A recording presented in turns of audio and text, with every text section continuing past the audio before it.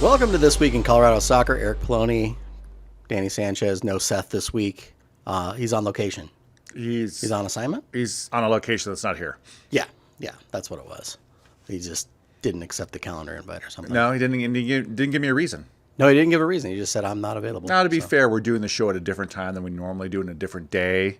We have to work around your schedule as a professor, adjunct professor at the University of Colorado Boulder. Yeah. So we'll give him a pass for this week. Okay, we'll give him a pass. He won't miss much. We only had the one game to talk about. Yes, so it's a big one though. Not much. Yeah.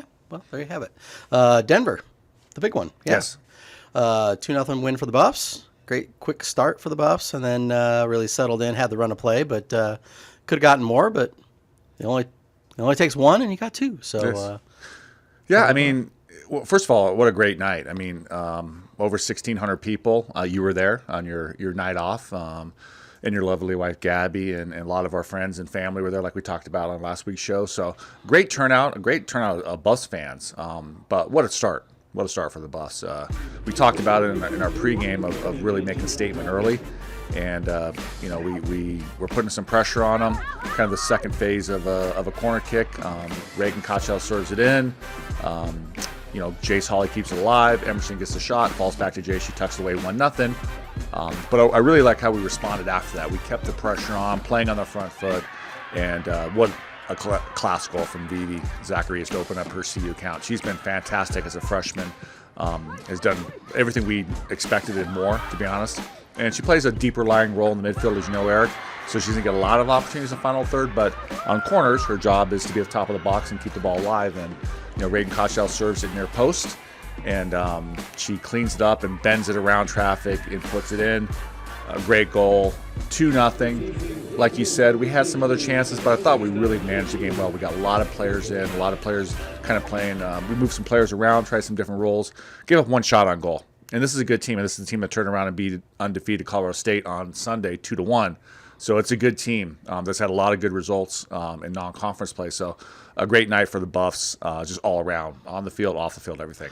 Yeah, it was fun to be there. Like you mentioned, the crowd, the atmosphere was great, as it usually is for a Denver game. Yeah, and they played tough. They just, at the end of the day, the Buffs, I think, I think they were down a little early, and really And we defended well. I mean, the back four, Joe, Kaylee, Greer, and Faith, were rock solid, and then we brought a couple players off the bench. Ruby Hayward played a little bit back there. Obviously, Lily Zamorano.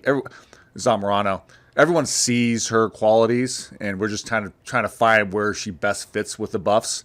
But she was fantastic as well in the back. So we're just really pleased with how we defended. And, yeah, maybe we could have nicked one in the second half, but we didn't really need to. They had one dangerous set piece that maybe we didn't manage too well. But really, at the end of the day, we didn't give them anything.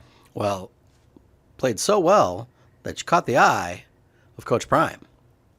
I'm not aware of it. Well, let's take a look at the clip. I got a clip for you. Here we go. Soccer is 6-1. I love their coaching staff. I love those guys. They've lost a lot of weight and they're looking real good. They're eating right, looking healthy. I love those guys to life. And they hit that portal hard, didn't they?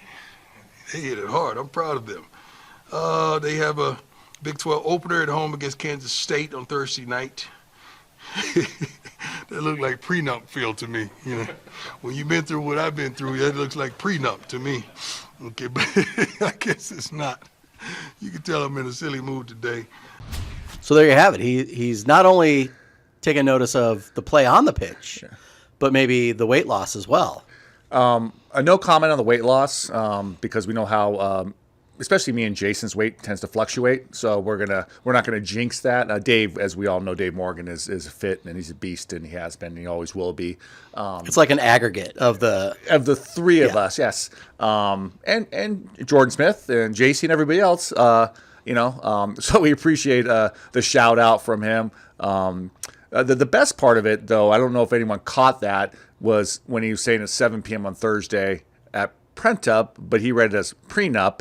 And then obviously he's making jokes because I believe he probably has gone through. Yeah, he mentioned that he was feeling a little silly today. So with the prenup talk, but yeah. Hey, we appreciate the shout out for him. Obviously, we know how much pressure football's under, and they live in a different world. But the fact that he acknowledges us and volleyball, who's 9-0, Jesse Mahoney and their crew is killing it. It's great. So we look forward as a staff and as a team to getting out to Folsom on Saturday night, 8:15 against Wyoming. The Cowboys, Cowgirls are one of my former coaching stops, but for them to right the ship before they get back into Big 12 play the following week. So we appreciate the shout out from Coach Prime and the players as well. Well, it's a great segue that you mentioned Big 12 play. Yes. Because that's up next. Non-conference is over, and you've got Kansas State Wildcats coming to town, a 1-0 win over the Wildcats last year in Manhattan, the Little Apple. Yes. And so now they're coming to town this week. Go ahead and give us a little preview of the match. Well, I mean, they got a new coach. And whenever you bring a new coach in, I think you get new coach energy. I don't know how many games they won last year, but it wasn't 5. And they've already won 5 this year. They're 5-1-1. Their only loss was at Nebraska in a very tightly contested match, and Nebraska's 5-0-3. They're still undefeated. They're having a great year. So, and they're, I think, 45 in the RPI. So this is a huge match for the Buffs. 11 conference games, and every one's as important as the other. I mean, only 8 teams even make the conference tournament. So like last year was 12. Now it's 8. So every match, especially at home, is crucial. So single game weekend, we're going to be ready to go. But we understand the challenge. And like you said, last year Kansas State struggled, but it was 1-0. Jace Hawley scored a goal, but they had a couple good chances. Jordy made a couple good saves. It wasn't like it was, it could have been 5-0. We won 1-0. It was 1-0. And it was a 1-0 match. So at home, we need to take care of business. But we're excited to get into conference play. It was a great non-conference stretch, but these matches coming up are really what the season's all about. Well, as you mentioned, as Coach Prime mentioned, 7 o'clock on Thursday night under the lights out at Prentup Field. A big weekend on campus. Not only the Buffs playing on Thursday, but volleyball plays Colorado State Thursday there, and then they come back to Boulder for Friday night. And then, of course, as you mentioned, the Cowboys. We're going to catch some heat on social media for that. The Cowboys coming to town, 8:15 p.m. kickoff. Past my bedtime, but it is college football, so you got to watch. And so I'm thinking. And we don't have a soccer game on Sunday, so really we can stay up late. But how late can we stay up? But I think the plan is to train on Saturday morning and then perhaps slip a little nappy poo in there before. Yeah. I did want to talk a little bit real quick about the match on Thursday because I'm getting grief from some people. Yes, we know Uncle Dan, our number one supporter, watches the show in Arizona, but my wife, my beautiful wife, Beth, tends to think that maybe not a ton of people are watching our podcast. So this is going to be the test run, okay?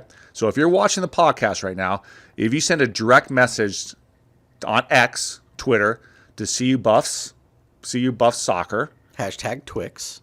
And you just put hashtag Twix, a direct message, and either email or your phone number, you're going to get a free ticket on Thursday.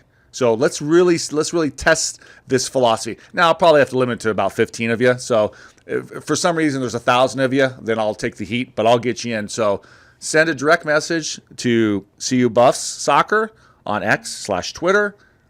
Include your email and or cell phone number, and I will personally send you a ticket for the match on Thursday. But 7 p.m. Thursday, the weather, high is 72, clear skies on Thursday. It's going to be a beautiful evening. And we've been getting fall-like. And it's nice. Eric, as you know, we've been getting great crowds. Yes. And for a top 50 RPI matchup, we don't get too caught up in the RPI yet, but our RPI is good. Theirs is good. This is a huge match for us. So we're hoping that Buff Nation comes out. And like you said, I think it's Parents Weekend, I believe. Weekend. So there should be parents around with nothing to do.